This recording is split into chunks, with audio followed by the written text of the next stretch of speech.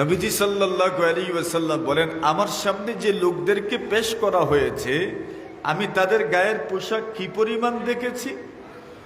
বলছেন মিনহা মা ইয়াবলুগু সুদিয়া, একদল মানুষের পোশাক তাদের স্তন পর্যন্ত, মানে এতটুকু পোশাক দ্বারা আবৃত। ওয়া মিনহা মা দুনা যালিক, আর কিছু মানুষের পোশাক আরেকটু নিচ পর্যন্ত, মানে আরেকটু লম্বা। বুঝলেনি আমার মাত আপনারা? হ্যাঁ, একদল মানুষের পোশাক স্তন পর্যন্ত, আরেকদল মানুষের পোশাক আরেকটু নিচে। এইভাবে মোটামুটি কারো পোশাক শর্ট আর কারো পোশাক লং। নবীজি বলেন সুম্মা উরিদা আলাইয়া ওমর ইবনুল খাত্তাব, অতঃপর আমার সামনে ওমর রাদিয়াল্লাহু তাআলা আনহুকে পেশ করা হলো। কাকে বলেন? জুড়ে, আরে আরো জুড়ে। উমর বলতে কি ভয় লাগে? আরে উমর তো কত মানে স্পষ্ট ভাষী ছিলেন, আওয়াজ মুঠা, আওয়াজ বড়। তো উমরের কথা তো লাউডলি বলা দরকার, উচ্চ স্বরে বলা দরকার। বলেন কে? আরো জুড়ে, আরো জুড়ে। আচ্ছা, উমরি আওয়াজ। ثم عرض علي عمر بن الخطاب, উমরকে আমার সামনে পেশ করা হলো। বলেন আমি উমরকে দেখলাম তার গায়ে যে পরিহিত পোশাক, ওই পোশাক ওয়ালাইহি কামিসুন, ওনার গায়ের যে পোশাক, ওই পোশাক এত লং, এত লং, এত লম্বা যে উনি পোশাকটা টেনে টেনে নিয়ে যাচ্ছেন। আর জুড়ে, এক দলের পোশাক স্তন পর্যন্ত, আরেক দলের পোশাক মনে করেন নাভি পর্যন্ত, আরেক দলের কোমর পর্যন্ত, আরেক দলের উরু পর্যন্ত। আর উমরের পোশাক কতটুকু লম্বা, মানে টেনে টেনে নিয়ে যাচ্ছেন, যেন ছেড়ে নিয়ে যাচ্ছেন, এত লম্বা পোশাক ওমর। দেখা গেল সবার চেয়ে লম্বা পোশাক কার গায়ে? নবী স্বপ্ন দেখছে, আর রাসূলদের স্বপ্ন তো ওহী। নবী আলাইহিস সালাতু ওয়াস সালামের কাছে সর্বপ্রথম ওহী এসেছিল স্বপ্নের মাধ্যমে। কিসের মাধ্যমে? স্বপ্নের মাধ্যমে। সর্বপ্রথম ওহী কিসের মাধ্যমে? স্বপ্নের মাধ্যমে। এজন্য যদি স্বপ্ন দেখে থাকেন এটাকে সহজ মনে করিয়েন না, আর এটাকে আপনি খুব সহজে এটাকে হালকা মনে করিয়েন না। মানুষের স্বপ্ন অত্যন্ত গুরুত্বপূর্ণ বিষয়। আপনার এক স্বপ্নের মাধ্যমে আপনার জীবন পরিবর্তন হয়ে যেতে পারে। এজন্য স্বপ্ন দেখলে যে কাউকে স্বপ্নের কথা বলতে যায়েন না। খুব জ্ঞানী মানুষ ছাড়া স্বপ্নের কথা কাউকে বলাও নিষেধ। বন্ধু ছাড়া কোনো দুশ্মনকে স্বপ্নের কথা কোনোদিন বলিয়েন না। কথা বুঝে আসছে? স্বপ্ন বড় গুরুত্বপূর্ণ একটা বিষয়। আল্লাহ নবী সাল্লাল্লাহু আলাইহি ওয়াসাল্লাম স্বপ্নের কথা যখন সাহাবীদেরকে বলছেন, একদল মানুষের পোশাক শর্টকাট, আরেকদল মানুষের পোশাক মোটামুটি লম্বা, আর উমরের পোশাক সবার চেয়ে বেশি লম্বা। আল্লাহ নবীর সাহাবীগণ বলেন, ইয়া রাসূলুল্লাহ, ইয়া হাবিবাল্লাহ, ফামা আউয়ালতা, ওগো নবীজি আপনি যে স্বপ্ন দেখলেন এই স্বপ্নের ব্যাখ্যা কি? স্বপ্ন আপনি দেখেছেন, স্বপ্নের ব্যাখ্যা আমরা জানতে চাই। একদল মানুষের পোশাক স্তন পর্যন্ত, আরেকদল মানুষের পোশাক আরেকটু লম্বা, আরেকদল মানুষের পোশাক আরেকটু লম্বা। আর উমরের পোশাক এত লম্বা, এত লম্বা, টেনে টেনে নিয়ে যাচ্ছেন, ছেড়ে নিয়ে যাচ্ছেন। ইয়া রাসূলুল্লাহ, ওই স্বপ্নের ব্যাখ্যাটা কি? নবীজি বলেন স্বপ্নের ব্যাখ্যা হলো দিনদারি। স্বপ্নের ব্যাখ্যা দিনদারি। আচ্ছা, এখন দেখেন তো, এই পৃথিবীতে অনেক জিনিস এমন আছে যেই জিনিসগুলো অনুভব করা যায় না, ধরা যায় না, ছোঁয়া যায় না, চোখে দেখা যায় না। মানে এগুলোর কোনো আকার নাই, কোনো আকৃতি নাই। গুনাহ, আচ্ছা গুনাহের কোনো আকার আছে, কোনো আকৃতি আছে, কোনো বডি আছে? নাই। এটার কোনো আকার নাই, কোনো আকৃতি নাই, কোনো বডি নাই। এজন্যই তো প্রশ্ন জাগে, মানুষের যে আমল, এই আমলের তো কোনো আকার নাই, কোনো আকৃতি নাই, তাহলে ওই আমলকে ওজন করা হবে কিভাবে? কিয়ামতের দিন তো আমল কি হবে? ওজন হবে। আরে ওজন তো হয় যেটার আপনার বডি আছে, যেটার আকার আছে, যেটার আকৃতি আছে, এটাকে না ওজন করা যায়। যেটার আকার নাই, আকৃতি নাই, ওইটাকে ওজন করবেন কিভাবে? এটা কি পাল্লায় উঠানো যাবে? বাতাস ওজন করতে পারবেন আপনি পাল্লা দিয়ে? পারবেন না। এর মানে হলো এই দুনিয়াতে অনেক জিনিস আছে যেটা ধরা যায় না, ছোঁয়া যায় না। এই সবগুলোর একটা আকার আছে, আকৃতি আছে, আলমে মিসালের মধ্যে, যেগুলো আপনাকে আমাকে স্বপ্নে দেখানো হয়। সুবহানাল্লাহ। যেমন ইলিম। আচ্ছা, ইলিম দেখতে কেমন? আপনাদের শাদীপুর মাদ্রাসায় তো ইলিম, এখানে তো ইলিম অর্জন করা হয়, এখানে ইলিম শিখানো হয়। ইলিমটা দেখতে কেমন? আপনারা সাদা না কালো না হলুদ না লাল? ইলিম দেখতে কেমন? এটার কি কোনো রং আছে? এটার কি কোনো আপনার বডি আছে, কোনো আকার আছে, কোনো আকৃতি আছে? নাই তো। নবীজি বলেন ইলমেরও একটা আকার আছে, আকৃতি আছে। সেটা কি? এটা রাসূলকে স্বপ্নে দেখানো হয়েছে। সুবহানাল্লাহ।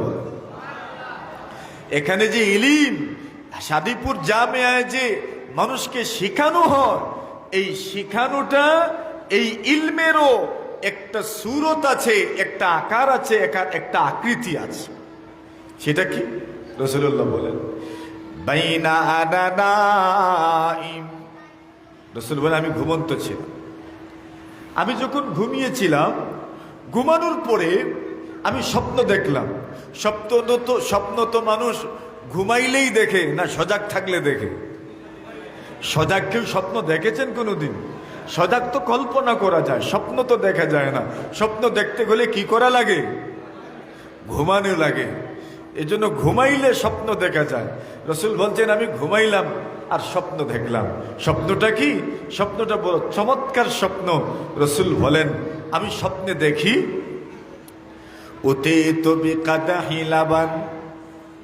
আল্লাহর নবী বলেন আমি স্বপ্নে দেখি আমার সামনে একটা জগ নিয়ে আসা হয়েছে, একটা বালতির মতো নিয়ে আসা হয়েছে, মনে করেন একটা গ্লাসের মতো একটা পাত্র নিয়ে আসা হয়েছে। আল্লাহর নবী বলেন আমি তাকা দেখি ওই পাত্রের ভিতরে দুধ ভরা। কি ভরা? বলেন দুধ ভরা। আল্লাহর হাবিব বলেন আমি স্বপ্নে দেখি দুধে ভর্তি একটা জগ আমার সামনে নিয়ে আসা হয়েছে। আল্লাহর পয়গম্বর বলেন ফাশারিবতু মিনহু, আমি ওই জগ থেকে দুধ পান করলাম। সুবহানাল্লাহ। মানুষের জন্য সবচেয়ে উপকারী একটা জিনিসের নাম হলো দুধ। আল্লাহ রাসূল বলেন আমি দুধ পান করেছি, এমন ভাবে দুধ পান করেছি, এমন পরিতৃপ্ত হইয়া দুধ পান করেছি, এমন পেট ভরে আমি দুধ পান করেছি।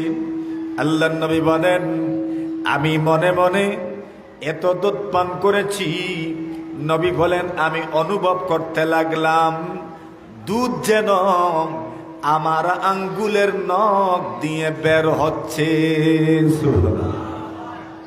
মানে আমি এত পরিতৃপ্ত হয়েছি, বোঝা যাচ্ছে আমার পরিতৃপ্ত হওয়ার প্রভাবটা যেন নখ দিয়া বের হচ্ছে। আচ্ছা বলেন তো, মানুষের শরীর থেকে আঙ্গুল থেকে যদি রক্ত বের হয় তো নখ দিয়া কোনোদিন রক্ত বাইর হয়নি, তো চামড়া দিয়েই তো বের হয়। রসুল বলছেন আমি এত দুধ পান করেছি, মনে হয়েছে আমার নখ দিয়া দুধ বের হচ্ছে। তো কি বুঝে গেল, দুধ কম পান করছেন না বেশি? নবীজি বলেন আমি এত দুধ পান করেছি, আমার কেজি মনে হয়েছে। আমি লক্ষ্য করেছি, আমি দেখলাম আমার আঙ্গুলের নখ দিয়ে যেন পরিতৃপ্ত হওয়ার আলামত লক্ষণ যেন স্পষ্ট হচ্ছে। আল্লাহ রসুল বলেন আমি পুরাটা দুধ শেষ করতে পারলাম না, জগের অনেকটা দুধ রয়ে গেল, পুরা গ্লাসে জগের দুধ আমি পান করতে পারলাম না। আল্লাহ নবী বলেন যে দুধটুকু জগের মধ্যে অবশিষ্ট রয়েছে, আল্লাহ রসুল বলেন আমি অবশিষ্ট দুধ আমার উমরকে দিয়ে দিলাম। স্বপ্ন দেখছেন? কি স্বপ্ন? যে আমি দুধ পান করছি, দুধে ভরা জগ, আর ওই জগের দুধ পান করে আমি শেষ করতে পারি নাই, অবশিষ্ট দুধ আমি কাকে দিলাম? জোরে হইন, উমরকে দিলাম। বুঝলেনি আপনারা? আমি দুধ কাকে দিলাম? উমরকে দিলাম। নবী আলাইহিস সালাতু ওয়াস সালাম, আল্লাহ নবীজির কাছে অনেক খাবার নিয়ে যাওয়া হয়। আল্লাহ রসুল সাল্লাল্লাহু আলাইহি ওয়াসাল্লাম ডান দিকে যে তাকেন তাকে দেন। কারে? মাতুন দেন। ডাইনে যে ইনি পাবেন, সুবহানাল্লাহ। কারে দেওয়া হয়? ডাইনে যে। এখন দেখেন খাবারের ক্ষেত্রে বা মেহমানদারির ক্ষেত্রে আমরা বলি ডাইন থেকে শুরু করো। কোন দিক থেকে? কিতার ডাইন? না না না না, আপনারা আমরা যে বলি ডাইন থেকে শুরু করেন, কিসের ডাইন? ডাইন থেকে তো শুরু করতাম ভাই। ডাইন কি? মনে করেন এখানে গুল হয়ে বসলাম, এবার শুরু করবেন তো ডান দিক থেকে। কোন দিককে ডান দিক বলা হয় এটা তো নির্ণয় করা মুশকিল। কোন দিকটা ডান দিক হবে? আমরা যারা খাইতে বসি আমরাও বলি ডান দিক থেকে হাত ধোয়াও, ডান দিক থেকে দাও। খাবার যখন বন্টন করা হয় তখনও আমরা বলি ডান দিক থেকে শুরু করো। ডাইন কি? কিসের ডাইন? এটা তো একটা গুরুত্বপূর্ণ বিষয়। আমরা তো বলি, বলতে তো সহজ, ডাইন থেকে শুরু করেন। আপনি বলবেন মজলিসের মধ্যে ডান, বৈঠকের ডান। বৈঠকের ডান আপনি কেমনে নির্ণয় করবেন? গুল হয়ে যদি বসেন তাহলে গুল হয়ে বসার মধ্যে ডান তো আপনি নির্ণয় করতে পারবেন না। মজলিসটাই তো ঘুল, বৈঠকটা তো ঘুল, ওই গুলের মধ্যে আপনি কোনটাকে ডান বলবেন? বুঝলেনি মাত? বুঝো আর নি? আচ্ছা, তো এখন বলবেন ঠিক আছে বৈঠকের ডান নয়, বন্টনকারীর ডান। যিনি বাটবেন তার ডান, যিনি বাটবেন তার ডান। এখন বলেন বন্টনকারী। মনে করেন মসজিদের ভিতরে একটা আয়োজন, মসজিদের ভিতরে বন্টনকারী ঢুকলেন, পশ্চিম দিকে মুখ থাকলে উত্তর দিক হইল ডাইন। না, উত্তর দিক ডাইন। আর মসজিদে ঢুকার পরে উনি যদি দক্ষিণমুখী হয়ে যান তো পশ্চিম দিক ডান। যদি মসজিদে ঢুকার পরে উত্তর দিকে হয়ে যান তাহলে পূর্ব দিক ডান। মসজিদে ঢুকার পরে যদি পূর্ব দিকে হয়ে যান তাহলে দক্ষিণ দিকের নাম হইল ডান। এইবার আপনি যে বললেন বন্টনকারীর ডান, বন্টনকারীও তো স্থির নয়, হয়তো মসজিদে ঢোকার পরে পশ্চিম দিকেই থাকবে, তখন তার ডান হবে উত্তর দিক। যদি পশ্চিম দিকে থাকে না, উত্তর দিকে হয়ে যায়, তার ডান হবে পূর্ব দিক। যদি দক্ষিণমুখী হয়ে যায় তাহলে তার ডান হবে পশ্চিম দিক। যদি পূর্ব দিকে হয়ে যায় তাহলে তার ডান হবে দক্ষিণ দিক। সুতরাং আপনি নির্ণয় করতে পারবেন না ওই লোকটা কোন মুখী হবে, কোন দিকটাই তার ডান। বুঝে আসছে আমার কথা? তাহলে এটার সমাধান কি? সমাধান তো দেওয়া লাগবে। আপনি বৈঠকের ডান বলেন আর বন্টনকারীর ডান বলেন, কোনোটাই তো ফিট করতে পারবেন না।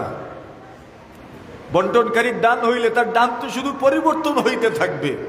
বন্টনের মধ্যখানে যদি অন্যদিকে মুখ করে তো তার ডান আবার অন্যদিকে হয়ে যাবে। এই জন্য আল্লাহ নবীজি সাল্লাল্লাহু আলাইহি ওয়াসাল্লামের হায়াতে জিন্দেগির দিকে আপনি লক্ষ্য করেন, সমাধান পেয়ে যাবেন। সমাধান কি? সাহাবীরা বলেন, এক সাহাবী নবীজি সাল্লাল্লাহু আলাইহি ওয়াসাল্লামের সামনে দুধ নিয়ে আসলেন।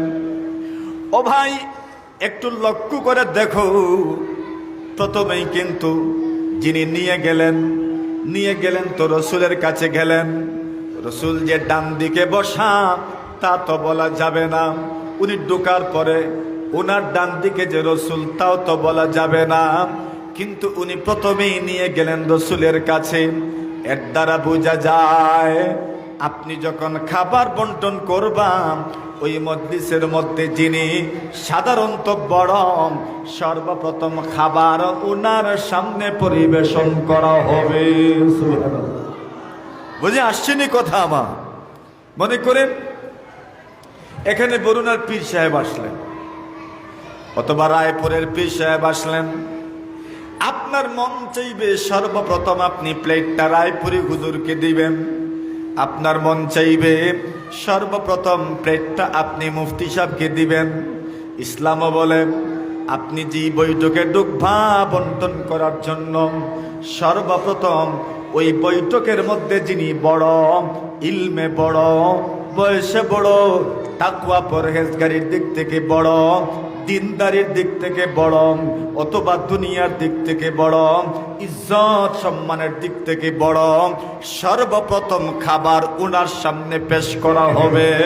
অতঃপর ওই বড়র ডান থেকে শুরু হবে। সুবহানাল্লাহ। কথাটা বুঝে আসছেনি?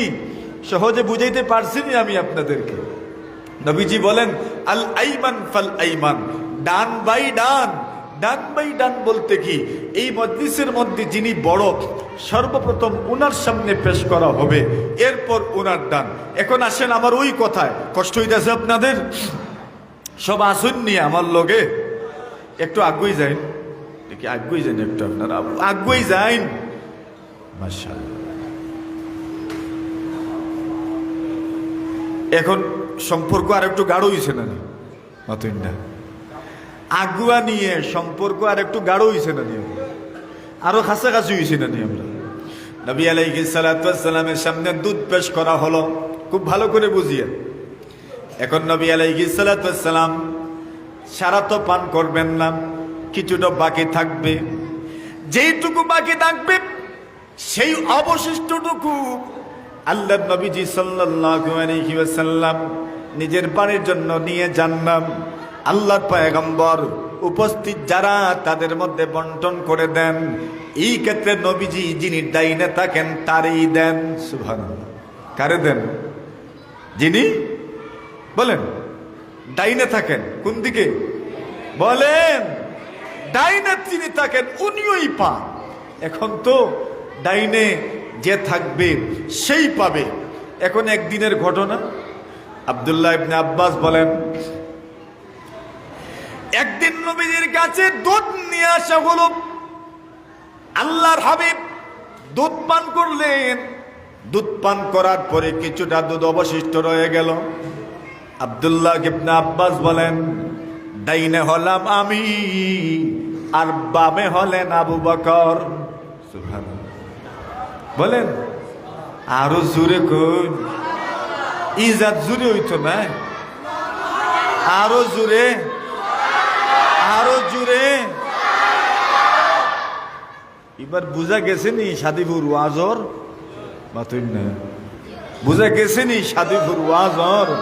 একবার জোরে কইন আলহামদুলিল্লাহ। ডাইনে কে? আব্দুল্লাহ ইবনে আব্বাস। খুব ভালো করে ডাইনে আব্দুল্লাহ ইবনে আব্বাস, বয়স কম, মাত্র 10 বছর কিংবা 9 বছর কিংবা 11 বছর, এখনো বালেগ হন নাই, এখনো প্রাপ্তবয়স্ক হন নাই, ছোট্ট একটা শিশু ডাইনে, আর আবু বকরের মতো মানুষ নবীজির বামে। সুতরাং যদি পান তো কে পাবেন? কে পাবেন? ডাইনে জন, ডাইনে কে? আব্দুল্লাহ, ছোট্ট একটা শিশু। আব্দুল্লাহ ইবনে আব্বাস বলেন, আমি নবীজির ডান দিকে বসা, আবু বকর সিদ্দিক রাদিয়াল্লাহু তাআলা বাম দিকে বসা, ওয়ান ইয়াসারিহি আবু বকর, নবীজির বাম দিকে আবু বকর সিদ্দিক রাদিয়াল্লাহু তাআলা বসা। এখন বলেন, বয়সের দিক থেকে, ইলমের দিক থেকে, সম্মানের দিক থেকে আবু বকরের চাইতে বড় তো আর কেউ নাই। আরহামু উম্মতি বি উম্মতি আবু বকর। আল্লাহ নবীজি বলেন, আমার উম্মতের জন্য সবচেয়ে দয়ালু ব্যক্তি হইলেন আবু বকর। পয়গম্বর আলাইহিস সালাতু ওয়াস সালাম বলেন, ইন্না মিন আমান্নিন নাসি আলাইয়া ফি সুহবাতি ওয়া ফি সুহবাতিহি ওয়া মালিহি আবু বকর। আল্লাহ নবী বলেন, এর উম্মত স্বরূপ এই পৃথিবীর বুকে যারা আছে, আবু বকর সিদ্দিকের যে অবদান আমি নবীজির উপরে আছে, আমি দুনিয়ার সব মানুষের অবদানের বিনিময়ে দিয়েছি, একমাত্র আমার আবু বকরের অবদানের বিনিময়ে দিতে পারি নাই। জোরে বলেন সুবহানাল্লাহ। আল্লাহ নবীজি বলেন, যদি আমি আমার রব ব্যতীত অন্য কোন মানুষকে বন্ধু বানাইতাম, আল্লাহর রাসূল বলেন, বুখারী শরীফের বর্ণনা, পয়গম্বর আলাইহিস সালাতু ওয়াস সালাম বলেন, যদি আমার রব ব্যতীত অন্য কোন মানুষকে বন্ধু বানাইতাম, লাত্তাখাযতু আবা বকরিন খলীলা। আল্লাহর নবী বলেন, তাহলে আমি মানুষের মধ্য থেকে আমার আবু বকরকে বন্ধু বানাইতাম। আরো জোরে। আল্লাহর হাবিব বলেন, এত মর্যাদা আবু বকরের। অতঃপর পয়গম্বর আলাইহিস সালাতু ওয়াস সালাম ইন্তেকালের পূর্ব সময়ে, ইন্তেকালের আগের মুহূর্তে, অসুস্থ থাকার সময় পয়গম্বর আলাইহিস সালাতু ওয়াস সালাম বলেন, এর উম্মত, প্রত্যেকটা মানুষ, যত মানুষের ঘরের দরজা বা জানালা মসজিদের নববীর দিকে যাদের জানালা খুলতম, মসজিদের নববীর দিকে যাদের দরজা খোলা আছে, সাহাবায়ে কেরামের বসবাস, সাহাবায়ে কেরামের বাড়িঘর মসজিদের নববীর আশেপাশে ছিল। আল্লাহর নবীজির যে মসজিদ, মসজিদের নববী, ওই মসজিদের নববীর আশেপাশে অনেকের বাড়ি, প্রত্যেকের বাড়ির দরজা মসজিদের নববীর দিকে খোলা ছিল, আর না হয় খিড়কি জানালা মসজিদের নববীর দিকে খোলা ছিল। আল্লাহর নবী বলেন, আজকে আমি অর্ডার দিলাম, প্রত্যেকের যতজনের দরজা বা জানালা মসজিদের নববীর দিকে খোলা, সবগুলো দরজা জানালা বন্ধ করে দেওয়া হবে, একমাত্র আমার আবু বকরের দরজা খোলা থাকবে। আচ্ছা বলেন তো, এখন আবু বকরের মর্যাদা সবার চাইতে, সবার চেয়ে? বলেন, জোরে বলেন, আরো জোরে।